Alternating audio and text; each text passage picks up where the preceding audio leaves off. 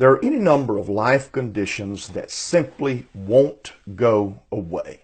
How do we respond when the difficulties of life simply will not be healed? Now, for one person who comments, you will receive a copy of my book, if everybody here were just like me. Another who shares will have the same privilege. What we're describing when we talk about life conditions that simply won't go away are not particularly unusual. Paul said that he prayed 3 times about a thorn in the flesh that buffeted him.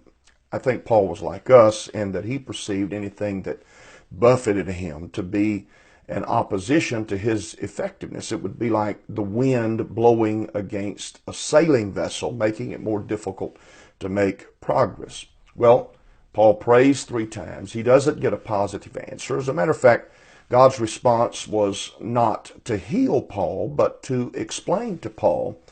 And Jesus' explanation was, "My grace is sufficient for you. My strength is made perfect in weakness." Paul's healing just didn't happen. And we see that in a lot of life conditions. I think of dear people I know, many who I pastored that have dealt and today deal with Alzheimer's or diabetes. My mother has endured rheumatoid arthritis for 39 years. In all of these instances, it was simply that healing would not happen. It's interesting that we mentally and spiritually accommodate illness of this sort. However, when the diagnosis has the name bipolar disorder or clinical depression, some people don't make the same accommodation. Instead, we look for spiritual reasons, or we declare it to be the result of backsliding, and we deal with it in terms of human failure. How foolish it would sound to declare my mom's arthritis a result of some spiritual failure. As for Paul, sometimes the healing just won't happen. The struggle with depression does not allow for sloth. It doesn't allow for quitting on life. Whatever your battle, there is no retreat. You just have to fight on. In Lucy Freed's little book, A Time to Heal, which deals with the topic of depression, she says, because of the overpowering and overpressive nature of depression, some people simply believe it's their lot in life. And she says that's not true. You can move through it, not surrender to it. Here's a grand thought. Don't surrender. Revelation chapter 12, verses 7 through 11 tells the story of there being a war in heaven.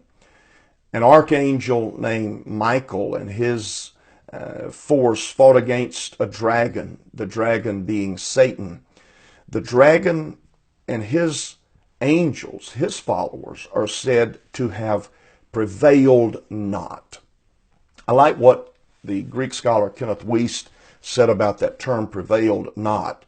He says it means that the opposition, the dragon, and those who followed him simply did not have the ability, they did not have the power to win out. He had the ability to battle, but he didn't have the ability to win.